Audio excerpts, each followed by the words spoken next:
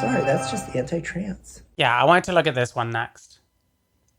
The Ray Alex Williams video. Can you really be at peace as a trans woman?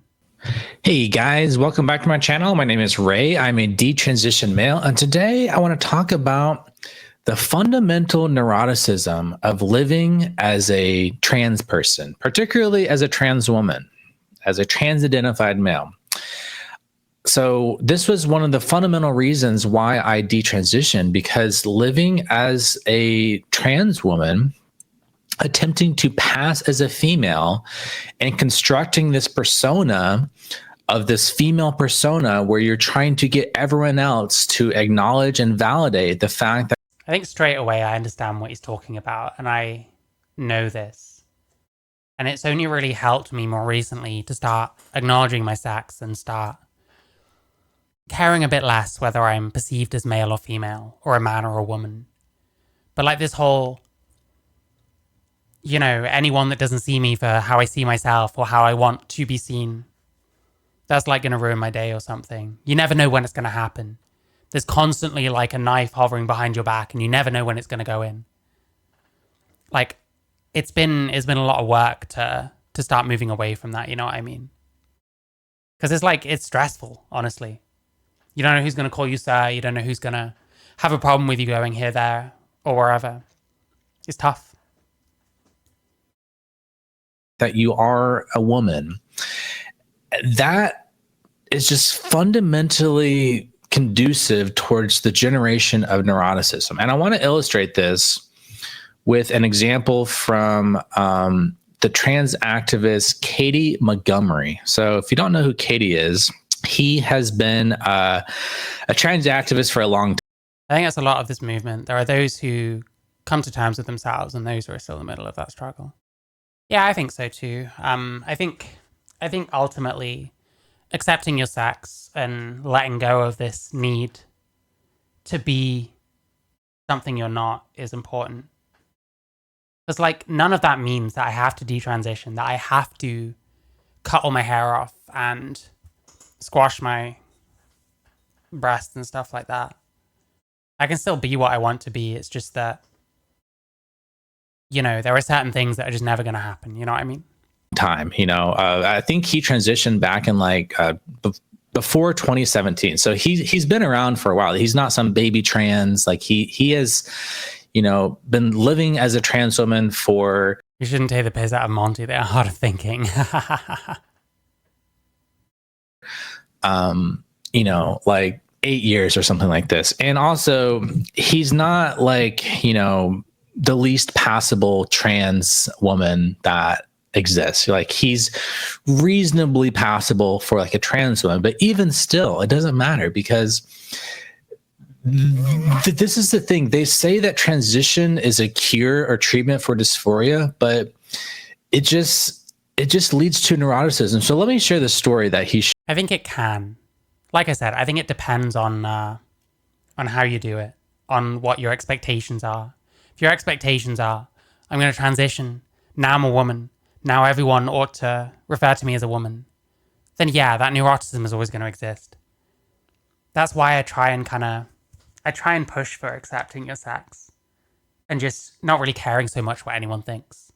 Not really caring. Someone sees you as a man, someone sees you as a woman. I don't know, I'm myself. What someone calls me, if I really think about it, it's really not the end of the world. Like, it matters more whether you're happy within yourself. And like as a treatment for dysphoria, I think it's fine. It doesn't cure it for most people because resembling the other sex is very difficult, especially for men. But I don't know. I think expectations are very important. Shared. He said, on a night out, having a good time with my friends, a lady comes over and interrupts our conversation to say that I'm beautiful. That's nice, but to be honest, I was a little sus from the delivery. Friends joined other. I know the feeling. Listen, I've been here. It's not good. It's not healthy. Convos, whatever, and she comes over and says it again. Like a lot of people, I'm not really a fan of compliments, but I'm trying to be more accepting of them, so I politely say thanks. She then says it again and says, as a cis woman, I'm jealous of how beautiful you are. I can sympathize with Katie Montgomery here. People pander, and I hate being pandered to. Like, I was especially like visibly trans in like 2015, 2016 when I first started, as one is, working at like Weatherspoon. I'd get the odd, usually middle-aged woman who's had a few. All this like, oh my God, you're so brave, all this kind of stuff. Like, clearly talking to me in a way that she's talking to me because I'm trans and because that's unusual and because I work on a bar in a Weatherspoons. I probably get shit for it, you know what I mean? It's annoying. I understand the feeling. And like, I probably would still find that annoying now. It's like, you can just talk to me like a normal person. Like, I wouldn't give a fuck if you said that I'm handsome. I wouldn't give a fuck if you're like, oh, you're kind of pretty for a man. You know what I mean? I just don't care anymore. Maybe this will sound stupid or spoiled or ungrateful or I don't know, but that killed my night on the... Like, to be clear, I am assuming that I'm hearing this the same way that Katie Montgomery is, but this kind of thing does happen. And it is annoying. I hate being pandered to myself. Like, there's a difference between complimenting someone and going out of your way to speak to someone a certain way because they're trans. It's a bit like, I don't know. If you're like a black guy going out wearing a suit and someone's like, oh my God, you know, like, you've actually done really well for yourself. Like, it must have been hard for you to get your life together and afford like wearing this suit. And they never say that to like a white guy. I think that's a bit similar in a way. That example is a bit more offensive, I would say, but you know, you get what I'm saying, right? Spot. Felt like being punched in the stomach. I think she was probably... Now this is where I'm like, you know, it's annoying, but like, if this ruins your night, it's a bit much. Like, I mean, it used to ruin my night if I got clocked. And like I said, you have to find your way out of that. You can't just live your life this way. It's not healthy. But like, yeah, this like neuroticism, every tiny thing. Like, I do fully understand what like Ray's saying here. Trying to signal that she was supportive of trans people or whatever, but it just didn't land. It felt a little bit, wow, you're not bad for a tranny. Felt a bit, you stood out and I want to support freaks with all the genuinely overwhelming oppressive horrors going on at the moment. I just do not want to stand out. I feel like I do my bit fighting for myself and people like me every day, but sometimes I just want to disappear and be normal. I'm sorry, but I do just genuinely hate being recognized. I hate being treated differently. It's awful. Up there with one of the worst things about what... Listen, if you don't like being treated differently, as much as I've said what I've said, you're trans, you're different. This is going to happen. You do have to get used to that. Like, for me personally, that was easy. Everyone has always treated me like I'm a freak. People have always kept their distance on instinct. That hasn't changed because I'm just very crazy in lots of different ways. So in that sense, transitioning was very easy. So I was already being treated that way anyway. If you're like very averse to that, really do consider whether transitioning is right for you. What I do, but this lady asked what my name was, so she didn't recognize me. She clocked me. And in a really clumsy, patronizing way, it hasn't happened in ages. Maybe I'm just whining about being clocked. I don't really know. Hard to put into words. But what is true is that if she had said nothing, I would have had a better night. Maybe if you're a cis person and you see someone you think is trans, it's best not to walk over. And then it's always, this is how I want the world to be. You need to get real at a certain point and understand that the world isn't going to be like how you want it. That there are 8 billion people in the world. You can't control anything that they do. You shouldn't be trying to, ultimately. And be condescending about their appearance. If you want to be supportive, then treat us like everyone else. You're genuinely not doing a good thing if you deal out some compliment you don't truly mean. I think part of it too is that part of my coping system for how her... I agree, by the way. You should try and treat people like equally. But this is just what's going to happen, you know? Yep, I thought I was a freak anyway. Might as well be a happy freak rather than a misery freak. I know what you mean. Listen, people were transphobic to me before I came out as trans. That's the stage I was at, you know what I mean? Horrific things are at the moment is a blind belief that maybe I can escape most of the targeting. Faith destroyer. Blah, what a garbage end to a good night. If this just seems like a whiny privilege bullshit, then sorry, it probably... This is whiny privilege bullshit. I do understand what they're saying, though. Like, I don't know. If you want to be happier and you want to avoid this kind of thing, it might be you that has to shift, like, your perspective. It might be you that has to change something. And that's hard for anyone to hear, you know what I mean? People don't want to change, right? Probably just as that. No one is strong all the time. I'm not a robot. Okay. So keep in mind, this is a good, supposedly a success case for trans women. I think people that give compliments that do mean what they say. Yeah. Here's the other thing.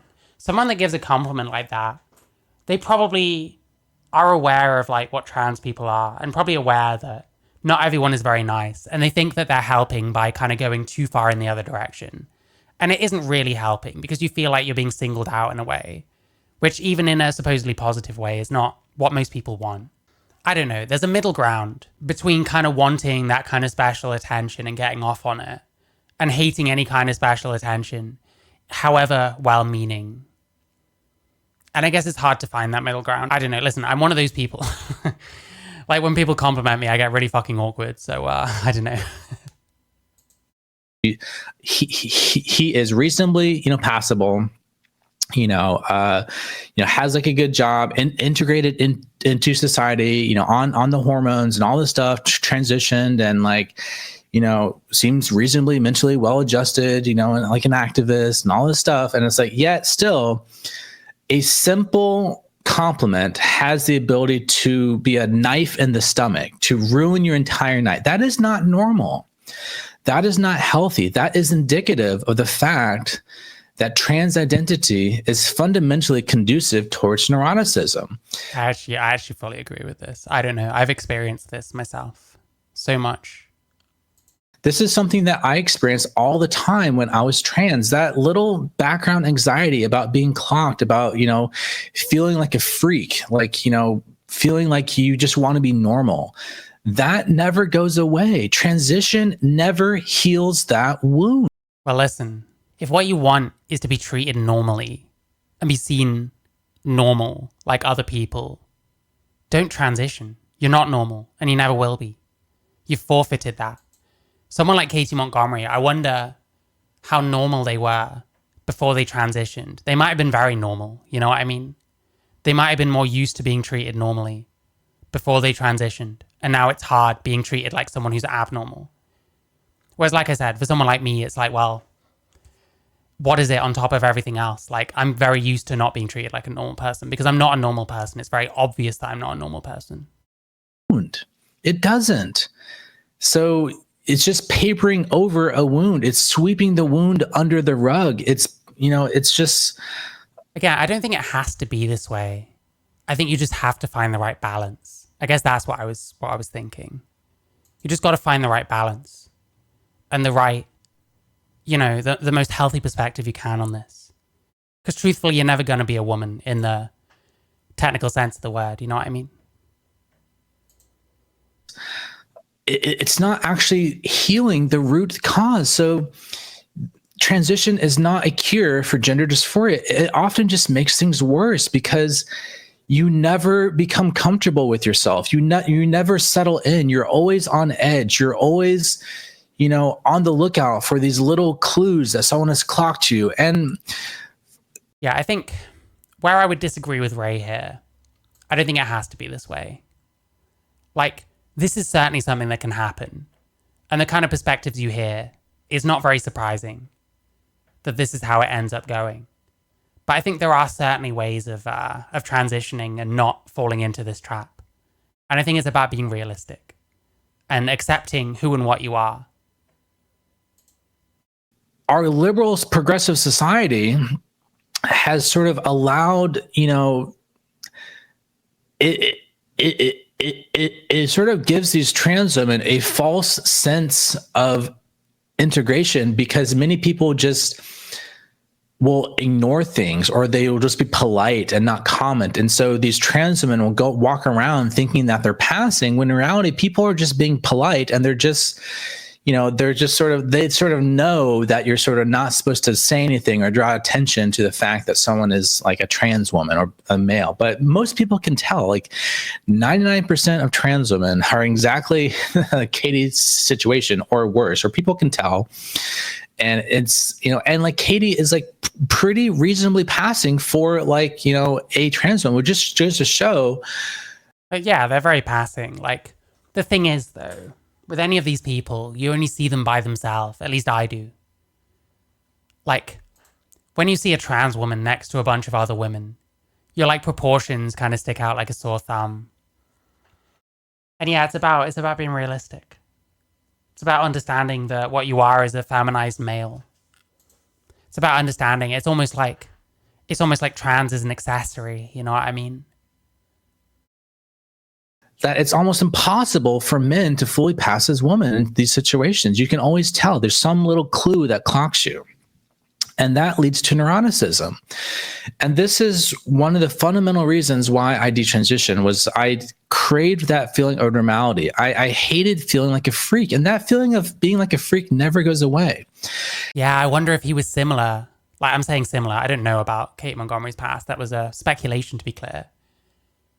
I bet people treated him as a relatively normal person before he transitioned. I wonder, like, I've spoken to Ray Alex Williams before. We didn't talk about any of this kind of stuff. I wonder if he was treated as like quite a normal person before his transition. Was kind of, you know, a guy, looked a certain way. I'd have to know, you know, I'm speculating, to be clear. And then when you transition, when you become something that is seen as kind of freakish, especially as I think he transitioned quite a while ago, much like I did. I wonder if that's often the case. That's why people get like that neurotic. Whereas if you're used to not being treated like a normal person, I guess you can kind of, it's a bit easier to take, I guess, you know? With that said, I still used to feel that way. I think I wanted for a long time to be treated as a normal person. And maybe I saw trans in some ways a vehicle to that because I was cross-dressing as a guy. I was looking like God knows what. And, you know, at some point I had to contend with the fact that that was never going to happen. And that transitioning isn't the way to do that, because it's not.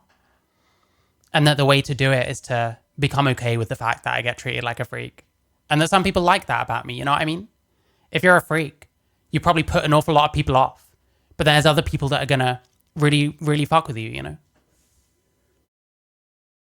And the fact that little tiny things like being called beautiful can completely ruin your day, completely ruin your night. Like that is indicative of that trans identity is fundamentally unhealthy. Monty looked like a roadie before transition. Yeah, I've seen the odd picture. At one point, they were definitely like very, very much just looked like a guy. There's a sort of narrative in the trans activist world that trans identity is perfectly healthy and normal.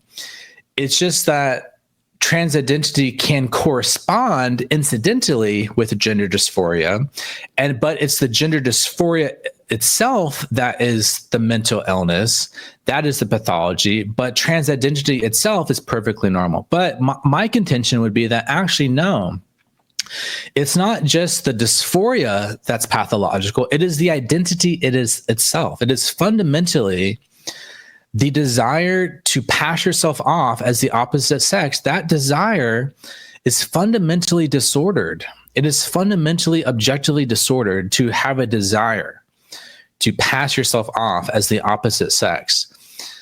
And so we need to discourage people from thinking that transition is going to...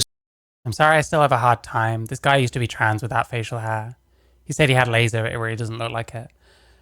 I've had laser as well, and it didn't do shit for me. I don't know what it is. Like, he's not the darkest haired guy in the world, so I don't know if that might be why. I had a whole bunch of laser and it never worked. I ended up getting electrolysis. I didn't get all of it done, but I got enough of it done that I have to shave every day. And that actually worked. The only like guaranteed way of removing your facial hair is electrolysis. So it is possible that he got laser and it didn't work.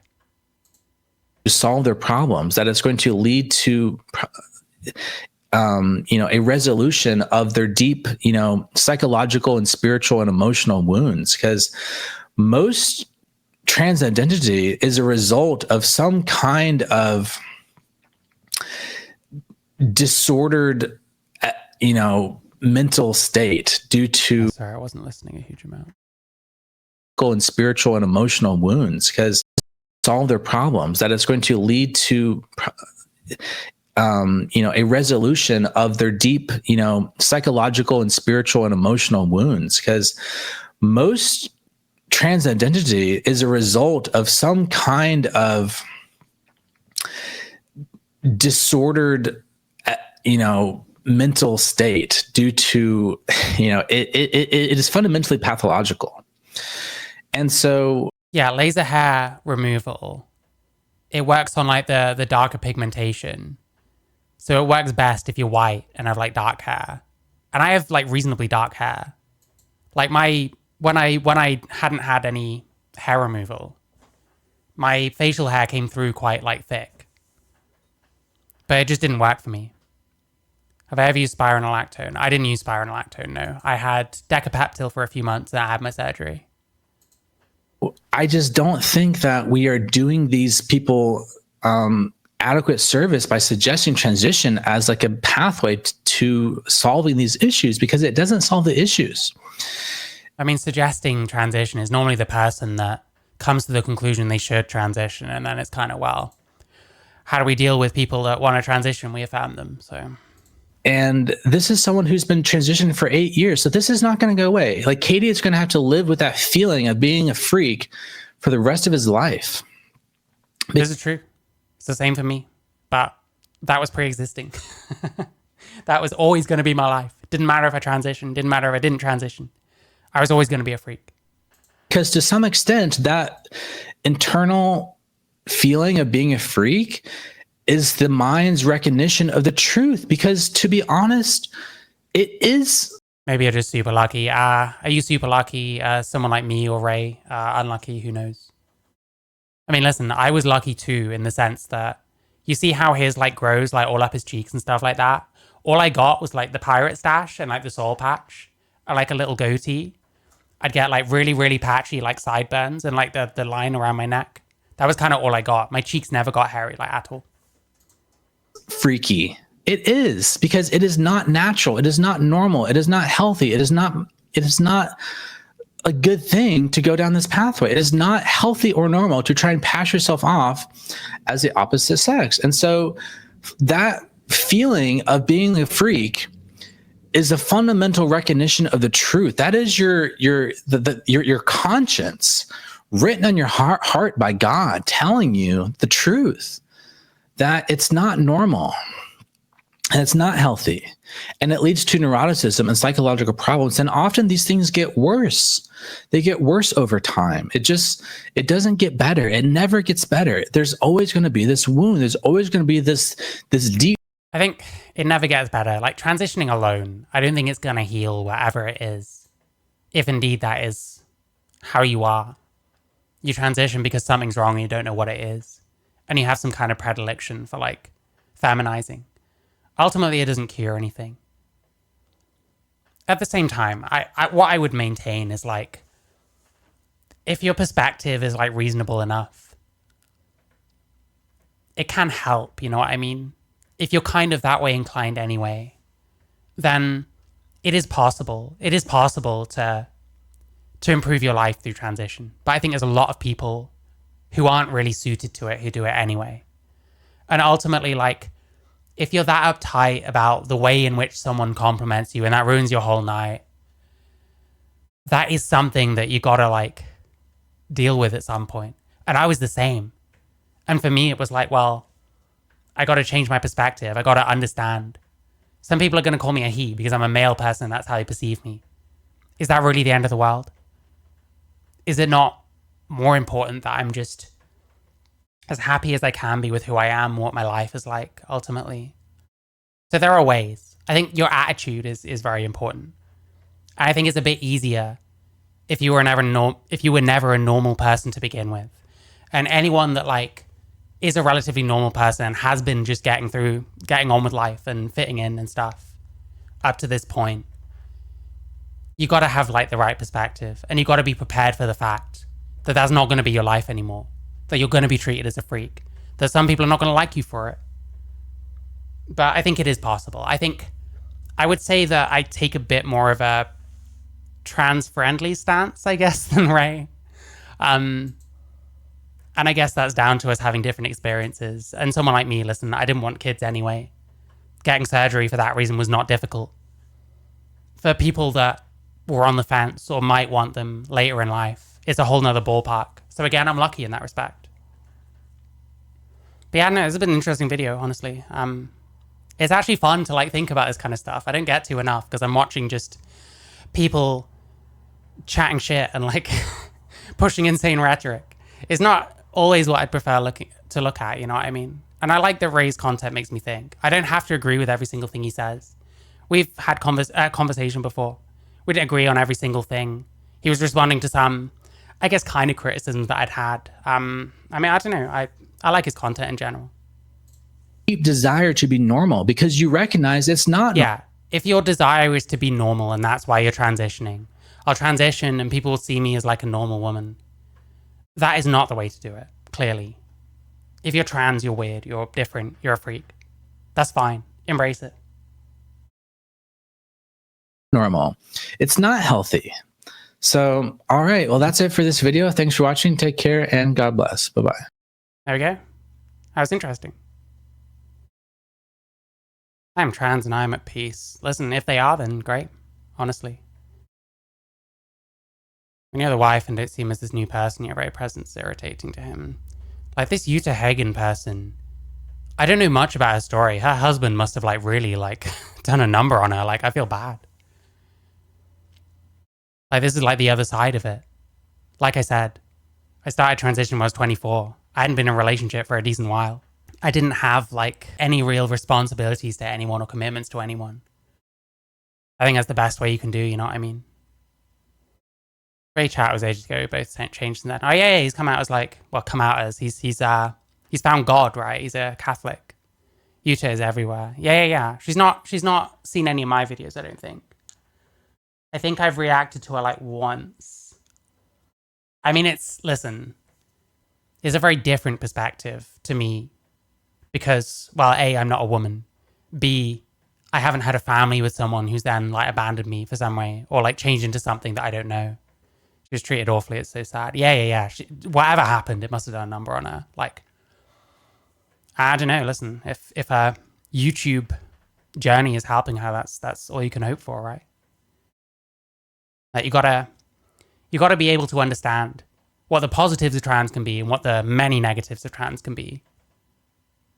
And that's when you should know if you should transition or not ultimately.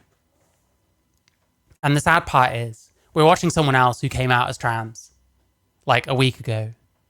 They're only going to be seeing the more like trans affirming, so-called trans positive side of things, which is not the same kind of thing as like me. They're not going to see like the kind of pitfalls. They're not going to see the issues. It's very, there's a powerful sense of confirmation bias that can be instilled from the kind of content that people find when they're thinking about transitioning, and it's other trans people talking about their experiences, you know. And that sucks. But it's like, well, how do you point people in the right direction, you know? I see her everywhere, her and Olivia. Yeah, Jesus Christ. Misgendering Katie is already a gigantic form of disrespect. It really isn't. It really isn't. However, I don't believe for a second you used to be a trans woman for 8 years, at least because of your beard. In 8 years, did you find time to remove it? I had 11 rounds of laser hair removal on my beard. Yeah, it doesn't always work. I really, really hope that more people understand this. If you detransition and you have a beard again, this laser hair removal probably didn't work. There is one type of permanent hair removal, and that is electrolysis. If he didn't have electrolysis, it's very, very possible that his beard will have grown back. And listen, you want to say it's disrespectful to misgender someone. What you're doing is saying that this guy was lying about his entire history. I think that's far more disrespectful, to be quite honest. Jesus Christ. Every time I think you can't stoop to another level of vileness and contemptibility, you manage to break through anyway. These people are nuts. I'm sorry. Is he being vile? Like, this is real shit. Listen, I'm a trans woman myself. I know what he's talking about. You gain nothing by just looking at something like this that is a different perspective to what you used to, and snap assuming this person is transphobic. This person is hateful in some way. This is offensive. People need to break out of that fucking mind prison. Anyway, there we go. Ray Alex wins. I thought it was interesting.